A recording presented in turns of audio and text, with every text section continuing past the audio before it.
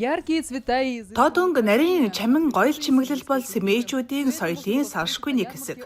Энэ бүхнийг Феникс төвийн дэргэд болсон үзэсгэлэн худалдаанаас харж болох байлаа. Тэнд янз бүрийн хүүхэлдэйн тоглоомууд ч тавигдаж, нэг нь эзнээ оллоо. Яагаад заавал энэ тоглоом гэж? Би Стич таартай. Гоё хөгжөнтэй штэ. Чи яагаад Стичийг хайрлах болов? Хөөрхөн штэ, хүүхэлдэйг нь үзсэн. Өвлөн уламжлагчид буюу Семейчүүдийн соёл маш баялаг юм. Уг сурвалж 17 дугаар зуунаас ихтэй. Энэхүү өв соёлоо авч үлдэхийн тулд Староверууд олон бэрхшээлийг тулсан. Семейчүүд бол альва юмны аргыг олж сэтэж чаддаг, амьдралын хүчтэй, дэвчээртэй хүмүүс. Сэтгэлийн хаттай арт түмэн, хүнд бэрхийг туулж амьдардаг. Тэд толгоогоо элдв модны зүйлээр чилээдгүй. Энэ үйл явдал Бурятын Семейчүүдийн соёлын нийгэмлэгийн санаачлага болон ерөнхийлөгчийн соёлын санаачлагын сангийн дэмжлэгээр хэрэгжижээ. Забайкальские умельцы төслийн хөрөнгө зөвхөн насанд хүрэгчдэд зориулагдсан биш юм. Бид энэ хүрээнд Семейчүүдийн гар улалтай холбоотой судалгааны жагсаалтыг системчилсэн.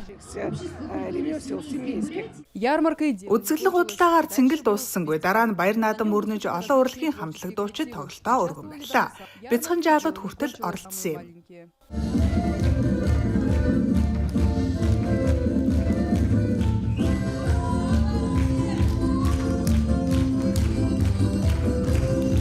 Ер нь бол зохион байгуулагчдад ялангуяа Бурятын Семейчүүдийн соёлын нийгэмлэгт тусгаалan талархах ёстой. Учир нь тэд энэ соёлыг үр хүүхдүүдийн төлөө авч үлдэж байна. Энд цэцэрлэг, сургууль ажиллаж байна. Ном хэвлэгдэж байна. Энэ бол үнэхээр мундаг ажил. Бидний түүхийг хадгалж үлдээх явдал юм. Фениксийн танхим болсон тоглолтоор баяр наадам дууссангүй. Энэ бол ердөө эхний өдөр. Дараагийн өдрүүдэд оролцогчид Тарвахтай аймагт үргэлжлүүлэн цуглалаа.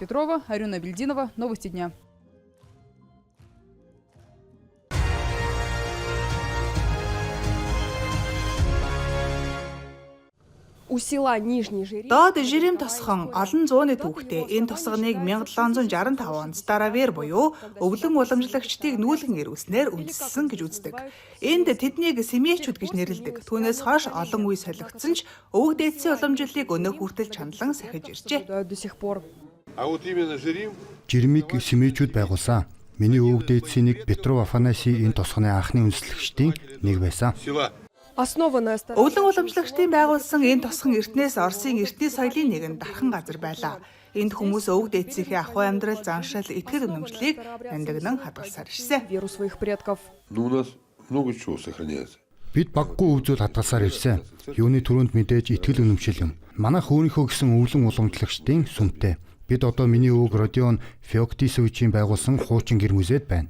Та хардаа бүх юм хэвээрээ хадгалагдсан байгаа биз? Бид үүнийг эрхэмлэж хамгаалж байна. Зөвхөн Тарвахтайд гэхэд ийм музей хойр орчин бий.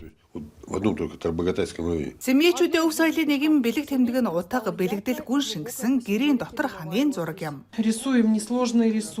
Бид энгийн дүрс зурдаг, тод дулаан өнгө, аясаар чимгэлдэг. Энэ бүхэн нар байгаль дэлхийг бэлэгддэг юм. Семейчүүдэд энэ бол бэлэгдлийн хил, сахиус өнгөрсөн үеийн загтал юм. Энэ урлал болон бусад уламжлал гар урлалд Забайкальские умельцы төсөл зориулагджээ.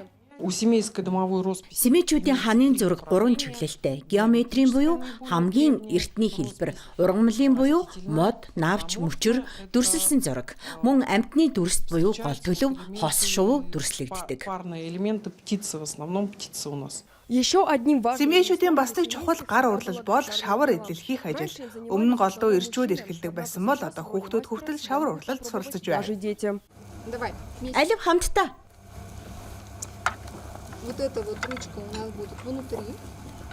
Харин уламжлал хувцас өмсөх нь энд өвөг дээдстэйгээ холбоотой гэдгийг мэдрэх нэг арга юм. Манай залуус Семейчүүдийн хувцасаар гойж гарч ирэхийг харах үнэхээр сайхан.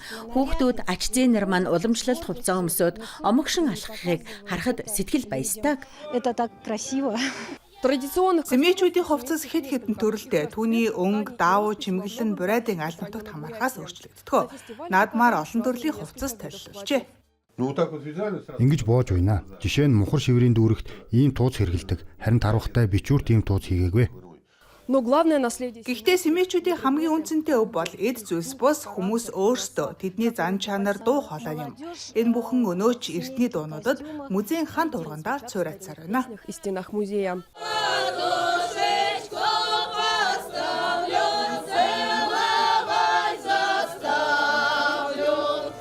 Чтобы передать... Семейчүүдийн ахуй амьдралын өнгө төрхийг бүрэн талдан үзүүлэхийн тулд багууд бүтэн жилийн туршид бэлтгэл хийжээ. Зохион байгуулагчид хуучин эдлэнгийн уран бичиг зургийг сэргээж, мэрэгжлийн урчуудыг татан оролцуулж, бусад өвлөн уламжлагчдын тосхон суйрангуудаар явж ижилсэн байна.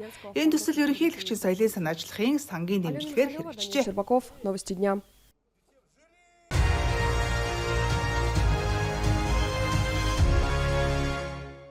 Выставка фотопространства. Үдсэглэн гэрэл зургийн болон жинхэнэ самавар бүхий цайлах хэсэг Эрхүүгийн драмын театрын үдэнсэл хүмүүс вампиловын ертөнцид хөл тавьж байгаа мэт мэдрэмж төрнө. Учир нь манай нутгийн зохиолчийн нэрэмжид орчин үеийн драматургийн 15 дугаар олон улсын театрын наадам эхэлж байна. Энэ арга хэмжээг ерөнхийлөгчийн соёлын санаачлагын сангийн дэмжлэгтэйгээр зохион байгуулж байгаа бөгөөд Эрхүү хотын хувьд уламжлал болсон баяр юм. Традиции. Вампиловын хоолой бидэнд хайр, сайхан сэтгэл, аз жаргалаар дүүрэн амьдрах урам зориг өгдөгөө. Бид энэ наадмыг 30 жил зохион байгуулж байна.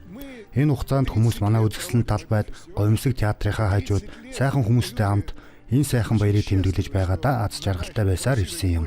Фестиваль объединяет... Тус наадам бүх Орсын театруудыг нэгтгэдэг. Энэ жил 11 байгууллага уран бүтээлчид хөтөлбөрч өгсөжээ. Москва, Санкт-Петербург, Астрахан, Волгоград, Махачкалагаас холын зочид ирсэн бол хөш хотууд болох Улаауд, Ачинск, Барнаулч нэгдсэн байна.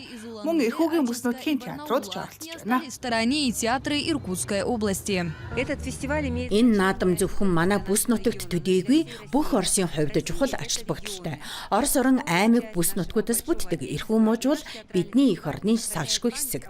Манай театрын наадам дэлхийд нэр алдарн түүхсэн гайхалтай драматургч Александр Валентинович Вампиловыг алдаршуулж, тэрний дурсгалыг хадгалж үлдэж байгаа хэрэг. Энэ нь театрын сонирхогчдын хувьд ихээхэн сонирхол татдаг. Имеет большой интерес у всех театралов. На площади начался... Талбай дээр баярын арга хэмжээ эхэллээ. Ёслолынхоо дагуу хөгжин бүжгээр өнгө нэмжээ. Харин хамгийн сонирхолтой зүйлс тайзан дээр цааш үргэлжлэн эхний ээлжийн нийслэлээс ирсэн зочид болох Москва хотын Гоглийн нэрэмжит драмын театр иргэдэд том хүү жүжигийн өөрсдийн хөлбөрийг төлөвлөлөө. Тоглолт эхлэхээс өмнө бидэнд тайзны ард орж уран бүтээлчтэй ярилцах боломж олгосон юм а. Эрхүү хотод ийм фестивал олон жил зохиогддгийг сонсоод л би за явцгаая маш чухал юм шүү гэж хэлсэн. Учир нь Вампиловын бүтээлийг түүний нутагт нь тоглоно гэдэг асар их утга учиртай юм. Дээрээс нь театрт нь үнэхээр гайхалтай шүү. Би урд нь энд ирж үзээгүй ч үнэхээр гайхаж байна. Кстати, среди Тэрч бүхэл ирсэн жүжигчдийн дунд Эрхүүтэй холбогдсон хүмүүс ч байна. Иркутском. Миний өвөө Георгий Шипунов энэ театрт 20 гаруй жил ажилласан хүн. Тэр Александр Валентинович Вампиловтой танил хамтдаа анхны тоглолт болох том хүү жүжигийн бэлтгэлд оролцож байжээ. Тэд хамтдаа энэ театрын тайзан дээр хамгийн анхны тавилтыг бүтээсэн юм.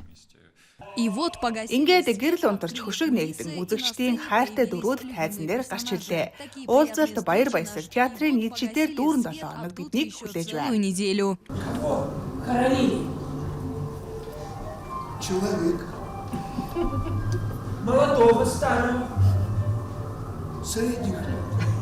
Пойду я. Элина Собенникова, Артур Ощупкин. Специально для программы «Новости».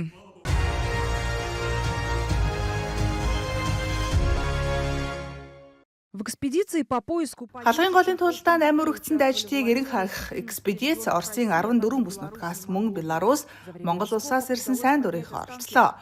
Малталтын үеэр зөвлөлтийн 104 цэрэг 5 монгол цэрэг дайчны шарилыг илрүүлэн гаргажээ. 4 советских солдат и 5 монгольских цириков. Баримт бичгийн дугаараар 14 хүний хувийн мэдээллийг тогтоож чадсан.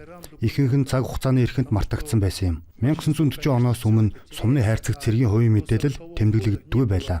Харин хамгийн чухал сонирхолтой нь тэр 14 хүний дундаас Перми хязгаараас ирсэн үр удмынхан залгамжлагч эмэгтэй олдсон юм.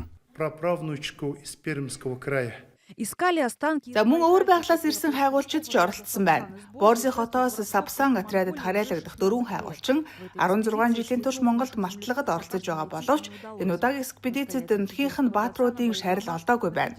Читийн дацангийн тэргүүн Баяр лам малталтын бүх өдөр тулалдаан болсон талбарт амь өргөдөгсдийн хойдын буйн зориулж хурал ном уншижээ.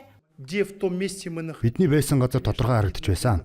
Малталтад явж байхад зарим цэргүүд бууга тэрсэн хөдөлгөөний дунд байхдаа амьд үргэлжсэн байдалтай олдсон. Цаг хугацааны эрхэнд салхи хийсэн дарагдсан шарилыг гаргах үед тэдний олонх нь Перми хязгаараас ирсэн тогтооглоо. По-моему, все были с Пермского края. Совместная международная... Энэхүү хамтарсан олон улсын экспедиц нэгэн түүхэн уулзалтаач тодорхойлогдлоо. 86 жилийн өмнө энэ талбарт мөр зэрэгцэн тулалдсан зөвлөлт Монголын дайчдын дурсгалд хоёр орны генералууд гар барин найрамдлын бэлэгдлийг тодорхойлсон юм. Ирэх хавраас хамтарсан экспедиц дахин үргэлжилж нэгэн цагт нэргүй баатруудын нэрийг тодруулан мөнхлөх ажээ. безымянным героем.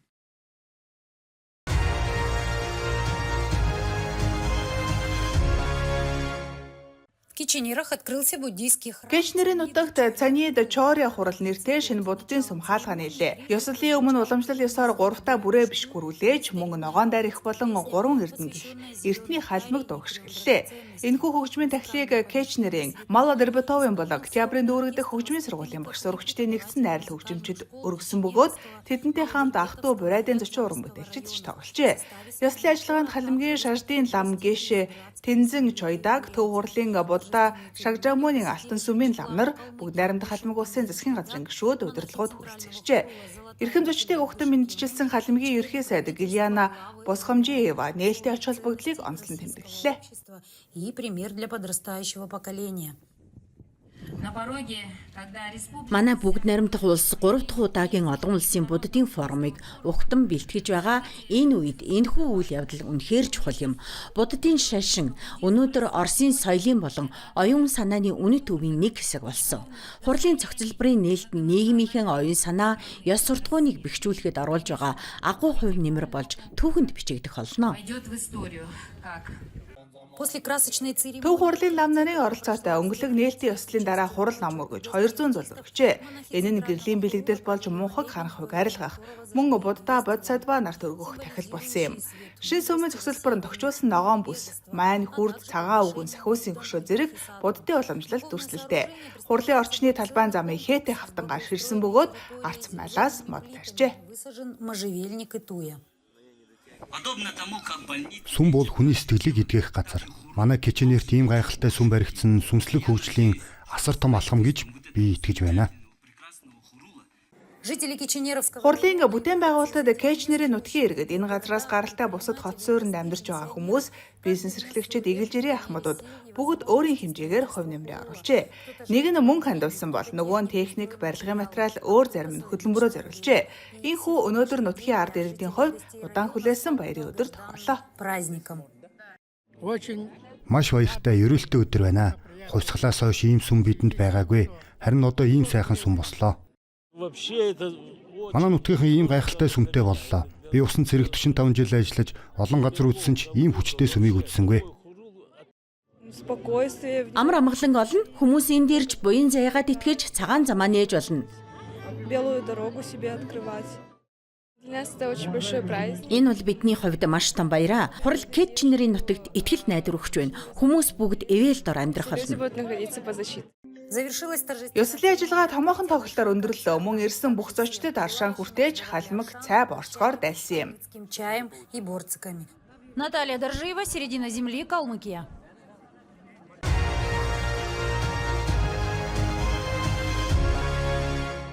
Первым документом, сданным на вечное хранение... Мөнхөд хадгалахаар хүлээн авсан хамгийн анхны баримт нь 1942 оны Якутийн хотын эрүүл мэндийн хэлтсийн тушаалын дэвтэр байлаа. Түүнээс эхлэн Якутск хотын захиргааны архивын 30 жилийн түүх бичигдэж эхэлжээ. Архивын ажилтнуудын онцгой бахархал бол 1939 онд Ленинград хотод боловсруулсан нийслэлийн ерөнхий төлөвлөгөө юм. Энэ баримт 2018 он хүртэл нууцын зэрэгэлтэй байсан бөгөөд архивт шилжүүлэхдээ нь ил болсон байна. Гриф секретности был снят. 1939 оны энэ төлөвлөгөө бол зөвлөлтийн үеийн нийслэл хотын хамгийн анхны ерөнхий төлөвлөгөө гэж үздэг. Харамсалтай нь объектив шалтгааны улмаас хэрэгжээгүй. Учир нь тэр үед хотын төвийн анхны төслийг багтааж, цэвэр усны хангамж, бохирын шугамыг устгасан байлаа. Манай хотод өмнө нь ийм зүйл байгаагүй. Муниципальный архив – это хранилище. Захиргааны архив бол зөвхөн иргэдийн хувийн баримтын хадгаламж бус мөн Якутск хотын 1950-ад оны онцгой түүхэн дүрс бичлэгийн сан юм. Эдгээр баримтыг хадгалахад зориулж тусгай нөхцөл бүрдүүлсэн бөгөөд агуулгын халуун 18 хэм чийгшэл 55%-аас хэтэрхсэхгүй. Өнөөдрийн байдлаар архивт 39 мянга гаруй баримт мөнхөд хадгалагдаж байна. 39 тысяч документов. Манад иргэдийн хувийн бүртгэлийн баримтууд хадгалагдана. Энд татан буугдсан байгууллагын ажилчдын цалингийн картууд, хувийн хэрэг, ажилтны Т2 маягийн картууд, ажилд авах чөлөөлөх тухай тушаалууд орно. Мөн байнгын хадгалалттай баримтууд ч бий. Тухайлбал хотын байгууллагын үндсэн үйл ажиллагааны тушаал, удирдлагын захирамж, гэрэл зургийн фонд, Якут засаг хотын хүндэт иргэд хэмээх архивын цомог, Кийн Куарт саний фонд зэрэг орно. Газетный фонд Кинкорот. Честь 30. Захиргааны архив байгуулагдсны 30 жилийн ойд зориулаг Якутск хотын түүхийг анхны суурь тавигдсан үеэс 1990 он хүртэлх хугацааг хамруулсан нам хэвлүүлжээ. Цаашид ажилтнууд нь 1990 оноос өнөө хүртэлх түүхийг багтаасан 2 дугаар бот бүтээлээ гаргах төлөвлөгөөтэй байна. Вероника Таюрская, Артумен Наговицын, Якутск.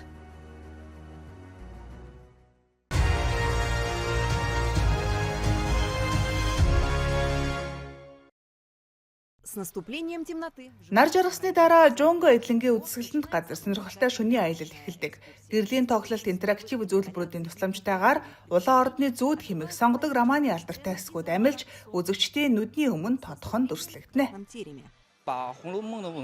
Энэ бол ерөөсөө л хятадын соёлд гүн шингэх аялал. Тэр дундаа улаан ордны зүүд романд бүрэн орж буй мэдрэмж. Өдөр нь бид эртний хотыг судалсан, оройн тоглолт үзлээ.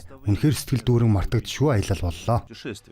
1984 онд Жэндийн хошуу улаан ордны зүүд романы дүрслэлийг үндэслэн Жонго эдлэнг байгуулахад 3 сая 700 мянган юаны хөрөнгө оруулжээ.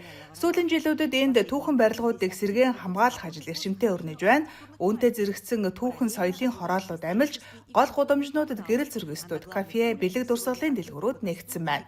Хуучны нарийн гудамжаар алхахад зочид эртний уур амьсгал ба орчин үеийн амьдрал нэгэн бүхэл болон нэгдсэнийг мэдэрдэг. Би Фужиан мужаас анх удаа Жэндинд ирж байна. Эртний хот ийм сайн хадгалагдсан гэж бодоогүй. Түүхэн өнгө аяс ба орчин үеийн амьдралын уялдаа энд үнэхээр төгс зөгцсөн байна.